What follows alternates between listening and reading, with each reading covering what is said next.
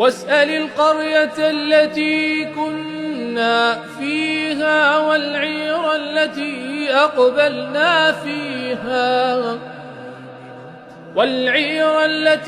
أقبلنا فيها وإنا لصادقون.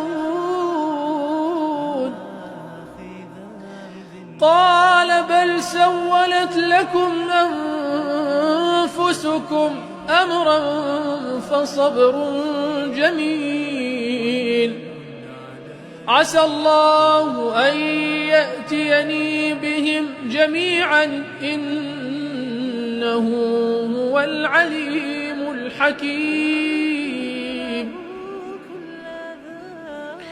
وتولى عنهم وقال يا أسفا على يوسف وابيضت عيناه من الحزن فهو كظيم.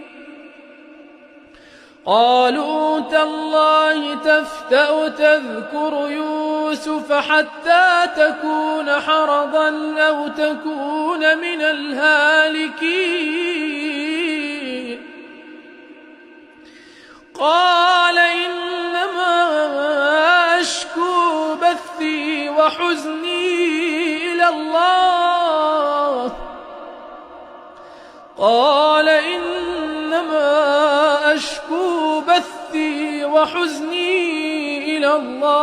وأعلم من الله ما لا تعلمون.